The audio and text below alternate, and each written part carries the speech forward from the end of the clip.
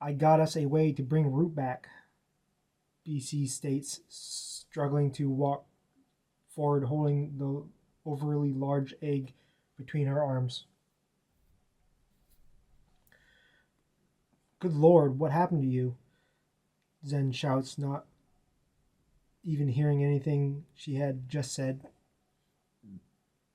Sid, taking the egg from her, knowing she was fatigued from traveling back from the nest, also looks at her, wondering if the beast in the forest had done that to her eye. Jace knew exactly what had occurred, and that BC had traded one of her eyes for one of the mystical creature's eggs. Without another word, he picks BC off her feet and takes her into the house and places her on the table to be for treatment. Sid and Zen both follow, carrying the egg behind them, being careful not to break it, knowing that there had to be a reason behind all of this. Hurry up and put that egg somewhere safe, and then get in here and tend to BC's eye, Jace said, shouting, unable to control his emotions once again. The four of them enter the building, leaving the sack, holding two of Broski's followers, laying heavily on the scarred open meadow where the battle had just happened only minutes beforehand. Sid gently places the light purple tinted egg with bright yellow speckles scattered all throughout it on the bed, covering it with the bed's blanket in an attempt to keep it warm.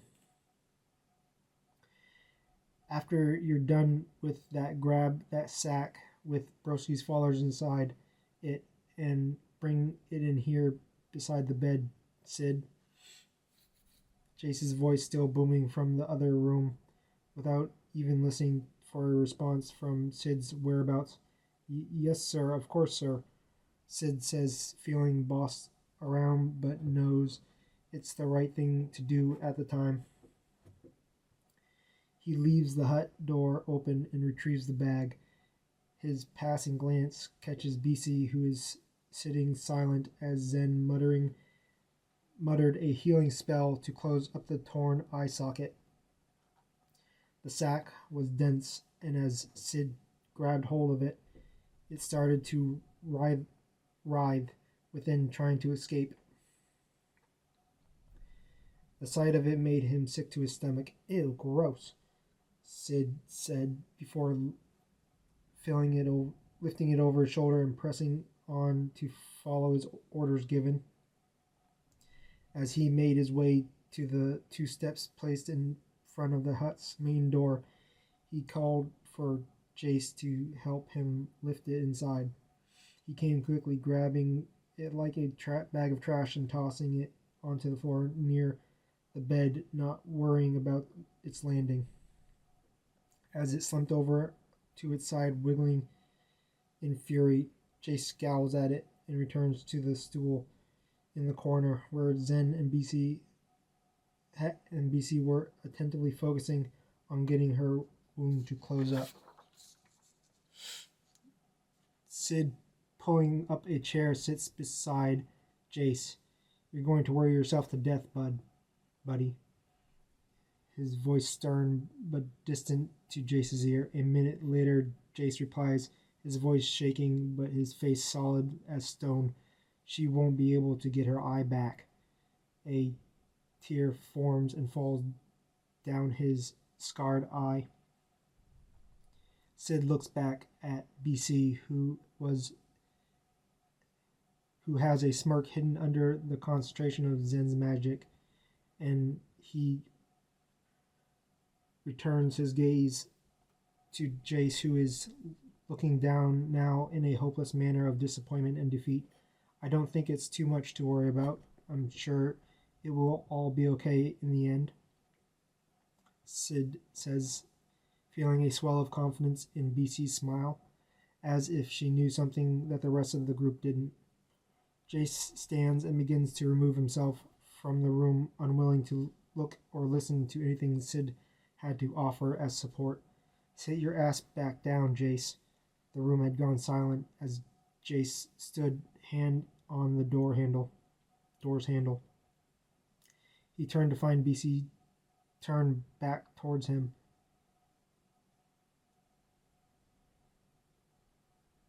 Her face looking upset and the hollow eye socket starting to reopen itself away from Zen's unfinished magic treatment.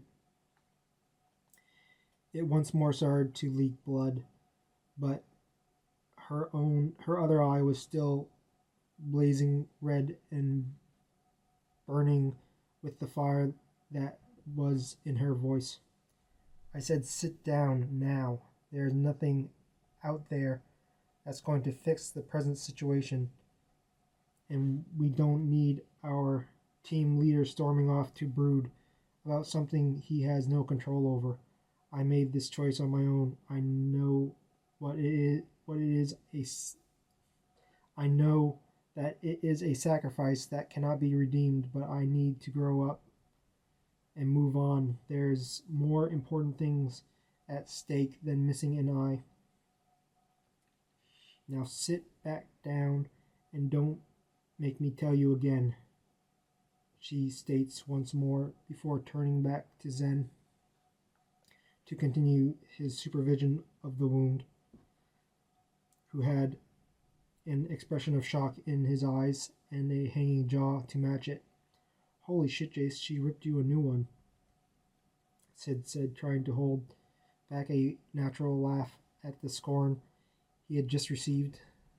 Blow it out your hole, Jace replies,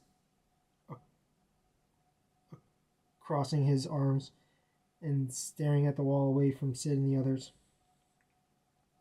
Jace sat judging the colors of the wall as he tried to ignore Sid's smug grin. Thoughts raced within his mind, and his eyes kept glancing over at BC, who was now being wrapped in gauze to prevent any further infection or damage done to the magical healed wound. With her head being jerked softly back and forth by Zen, it didn't stop her from holding her eye on Jace. The scowl was still faintly present, as was a smirk that was starting to build once again, watching him trying to evade another tongue full of from her. So, would any of you like to know what the egg is and how we will bring Root back to us? BC says softly, her question demanding an answer in the awkward silence. And how is that, dearest? Zen proclaims, finishing up the medical procedure and heading to the sink to wash his hands and start a small meal for everyone. Sid jumps on board with helping Zen prepare a late breakfast and for what he assumes to be a long journey ahead. Making sure not to say anything, Sid tries to listen closely as BC continues to stare directly at Jace, giving great detail of her deal she made with the mystical beast to trade her left eye for one of the eggs. I know that I am not explaining myself very well, so please do your best to follow along. When I regained my eyes at the Temple of the Rise, I had aged, but my mind was still of a child's. It was apparent that I was nothing more than a burden to the group that would get in the way more than actually help, and it wasn't until Gats had given me the black cube did I fully understand more than what I ever would have if he didn't. I hear things now, showing me the outcome of decisions that I make. At first, I wasn't sure if I was imagining these things or if I had finally cracked, but when the monster appeared outside the hut here, I saw it all. I saw Jace being swallowed whole by the creature and Root giving its life to rescue him. It still comes and goes, but I know that it is a gift from Gats to help us find the right path to defeat Broski and his minions. BC spoke with a sound of confidence, holding her up as she told her story. When you left me in the woods, I could hear the beast calling for me. Its voice sounding like my mother's before the gutless cowards of the Devil's Playground killed her in front of me. BC's voice grows louder as her face turns the color of red. It wanted me to come to her. She told me she too saw what was to take place atop the mountain, and offered one of her eggs in return for one of my eyes, in which she would use to craft herself a new egg from it. I agreed, knowing full well that I was giving up what was the reward and the consequence. Now we have a new route to make and very little time to get it done. BC's smile fades away as she finishes explaining what she knows. As much as a blessing it is to be given this creature to help us on our journey, we do not have several centuries to raise it into a full-grown adult. I suggest we take it to a place called Lightning's Edge, which is located at Thunder Rough Mountain's cliff, where we can cause the unborn creature to be struck by the same power that created Root. It would not only generate it into a full-formed beast, but would also regain its previous memories as Root. The only problem is that if we agree on this, we must not make any mistakes along the way, or it will certainly be our end.